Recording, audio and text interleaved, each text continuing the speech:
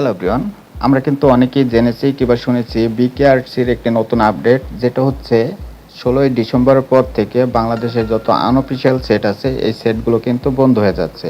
কারণ 16ই ডিসেম্বরের পর থেকে যত আনঅফিসিয়াল সেট আছে এই সেটগুলো কিন্তু 16ই ডিসেম্বরের পর আর কেউ ব্যবহার করতে পারবে না।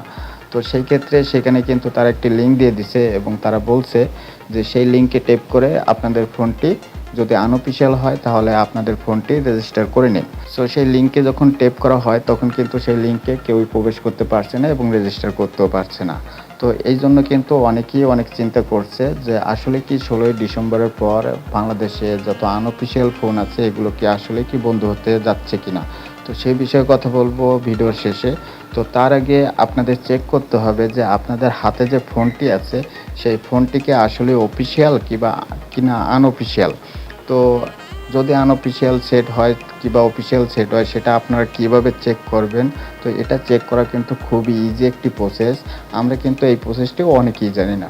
তো আজকের এই ভিডিওতে আপনাদের সেই প্রসেসটি দেখিয়ে দিব এবং 16ই ডিসেম্বরের পর আসলে কি আনঅফিসিয়াল সেটগুলো কি বাংলাদেশে কেউ ব্যবহার করতে পারবে কি না সেই বিষয়ে এই ভিডিওতে কথা বলবো। সো ভিডিওটি খুবই গুরুত্বপূর্ণ এবং হেল্পফুল হবে আশা করি, তাই ভিডিওটি আপনার ফেসবুক টাইমলাইনে শেয়ার দিয়ে আপনার বন্ধুদের দেখার সুযোগ করে দিন।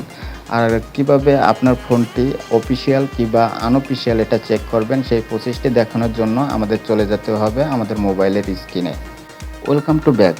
সো বন্ধুরা, আপনারা দেখছেন আমার মোবাইলের হোম স্ক্রিন। তো এখান থেকে আমরা সরাসরি চলে যাব ডায়াল প্যাডে। টাইপ করতে হবে *#06#। তো আমি যখন হ্যাশ দেবো তখন কিন্তু আমার ফোনের এমআই নাম্বার চলে আসবে। তো এখানে কিন্তু দুইটাই এমআই নাম্বার দেখা যাচ্ছে। তো এখান থেকে যে কোনো একটি এমআই আপনি আপনার খাতায় নোট করে রাখবেন কিংবা এখান থেকে কপি করে নেবেন। তো আমাদের কিন্তু এখান থেকে প্রথম কাজ শেষ। তারপর আমাদের একটি মেসেজ করতে হবে, একটি নাম্বারে মেসেজ করতে হবে। তো মেসেজ করার জন্য আমাদের চলে যেতে হবে মেসেজ অপশনে, সেন্ড করতে হবে সেই নাম্বারটি এখানে টাইপ করে দিব। তো এখানে আমরা টাইপ করব 16002। তো এখানে টেক্সট মেসেজ, তো এখানে আমাদের কিছু টেক্সট লিখতে হবে। তো সেটা হচ্ছে এখানে লিখবেন KYD।